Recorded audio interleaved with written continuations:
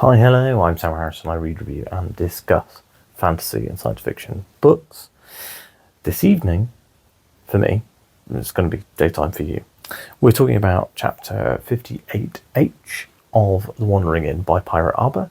This is a full spoiler read review discussion of the events of the chapter.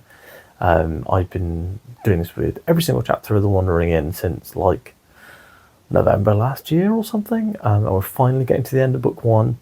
58 chapters in. Some of these chapters are like 20,000 words, so you can see it's a big deal. I've now read all of the H chapters. I read 58 and 59 back to back, and then basically while I was eating some dinner on it, I read both. Now I'm going to record my video reactions to both, but I'll do them as separate videos. That's a lot of preamble. Let's go straight into it. So, go straight into it after the preamble. The Horns of Hammerad are in the ruins next to Liscor, and they've been attacked by zombies. So there are zombies basically everywhere. They are completely surrounded. The zombies were hiding in the walls and stuff of this chamber. Let's go have a scratch my eye. The zombies were hiding in the walls of the chamber, so nobody was prepared for them. They've cut off their retreat. It's pretty rough for our adventuring pals. So it's the Horns and then some other adventuring groups. I think there's 4 in the end. There's mages, spears, and archers. No, 5, because there's mages, spears, archers, and then there's another group of hand-to-hand guys. And everything kind of becomes chaos. So this chapter is actually mostly action, decent action, but I don't think that the action stuff is really Pirate Arbor's strong suit here.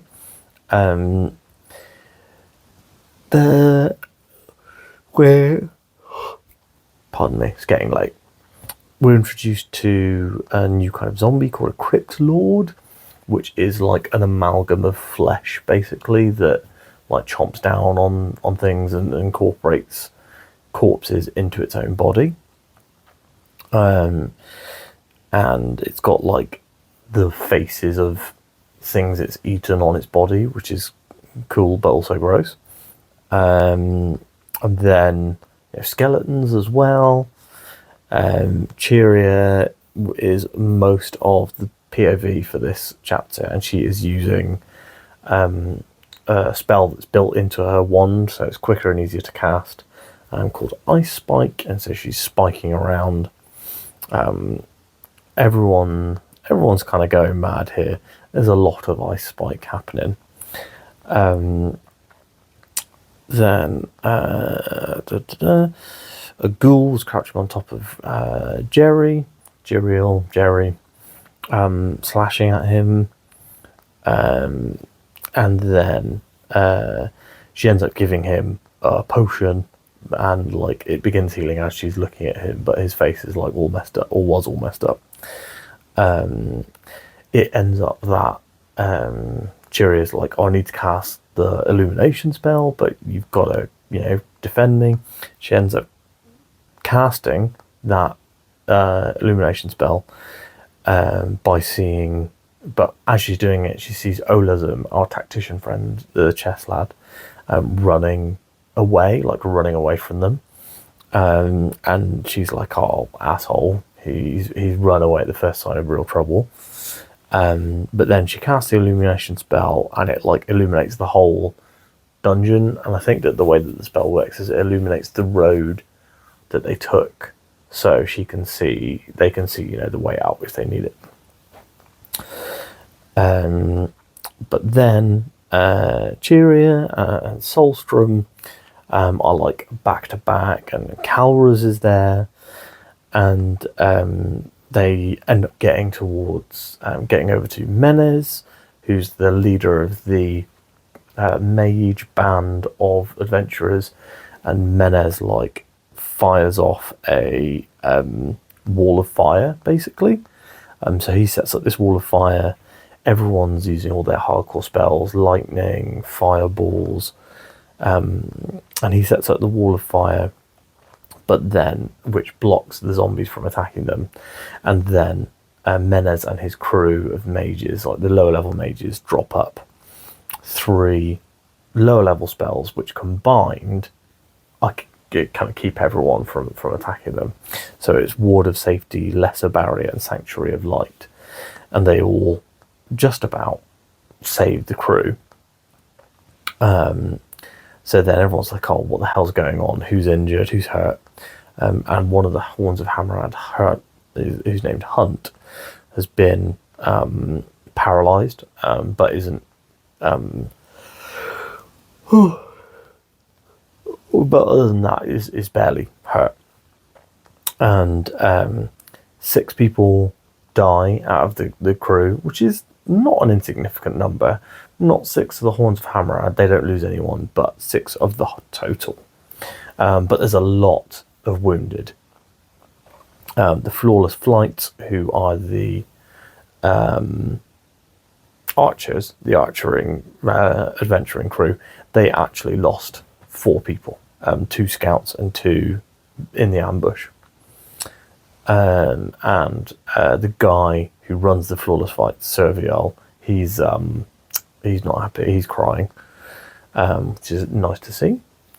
So yeah, Crypt Lords. They end up talking about how Crypt Lords are rough, and how high level they are, and how the reason why Crypt Lords are so dangerous is because they can like marshal other undead, and that's why they were able to ambush them, because the Crypt Lords were holding the undead in the secret chambers of the walls until they were in the like killing zone.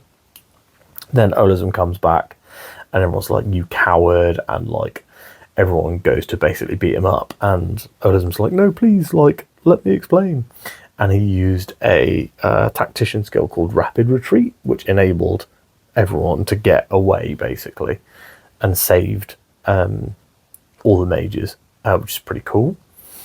They talk about how their danger sense didn't go off until the last minute because I don't know. Then they're like, right, what are we going to do?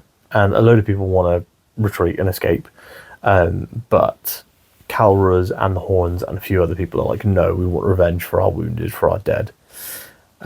So Calruz eventually is like, look, use a loudness spell on me and I'll basically call them out, like taunt them, but without using an actual taunt spell. And so they do that. And basically the idea is that they're going to fight back and defeat them, because when they're ambushed, they're obviously caught on the back foot, but now they're prepared and they've already killed a load of the undead. It's a lot easier. So Calruz calls them out, and then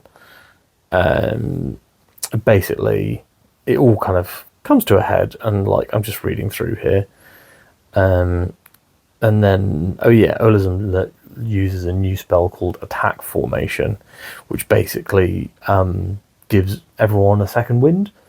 So it's something you can only use for a day, and it like decisively. There's a lot of yawns in this video. It's going to be more in the next one that I'm going to film after this, I'm sure. So yeah, then there's he can only cast it once a day, and it basically gives all of them a second wind. And then so there's a lot of discussion here about the like the tactics, like the mages behind the melee guys and using tons of magic and all that sort of jazz. Jerry is doing great. Olazum's skill is really helping everyone. He's using his skill Whirlwind Cleave, sounds cool. Servial is using a point blank shot to shoot crossbow bolts. Yvonne is like taking people out left, right, and centre. Yeah, basically everything's going great. Like Calruz is like absolutely hammering everyone. Yeah, it says, oh, Cheerio's in trouble. She's been separated from Sostrum, and Ghoul was trying to catch her. And then, like, Gerial attacks her, and they end up using spells and stuff. Like, a lot of this chapter is action, and it's decent action, but there's not really all that much to recap here. I think that if I didn't want to keep it to one chapter per video, and also we've already hit like 12 minutes, or like, no, 10 minutes, I might have combined this with the next chapter. I'm literally just reading through. Yeah, it's basically action all the way to the end of this, until Calrus does his hammer blow skill, but he doesn't need to say when he does it, which is cool. And he says, not every skill or spell must be shouted. And Olazum's like, oh, okay, yeah, didn't know that. And then they've won the fight. The zombies are dead. The Crypt Lords are dead. And they're like, okay, now what? And then Cheerio's like, now we go and get the treasure. And that's another great cliffhanger for next week's episode, because I'm recording this the same day as yesterday, but it's going to post tomorrow, which would be the 20th. And then the next Wandering In video will be next week. I have quite a few non-Wandering In videos next week, so the next day you might see this one might actually be next Thursday. If you have any comments about this chapter, as I said, it's mostly action, and it's decent action. I don't think it's Pirate Arbor's strength, not in the way of someone like John Gwynne or Brandon Sanderson, who are really good action writers. But it is still very good. It's not weak action at all, but there were a few times where I was like, okay, I think we could use a break from the action to have something else happening. Does that make sense? Still really enjoyed it, and I think that, as people suggested to me, binge reading these chapters rather than reading one a week over the next 3 weeks is probably a good idea. Anyway, again, if you like this video, please give it a like. If you have anything you want to talk to me about in terms of this video, this chapter, then please drop down into the comments below. And other than that, I'll see you guys tomorrow or next week for more Wandering In content. Thanks for watching. Goodbye.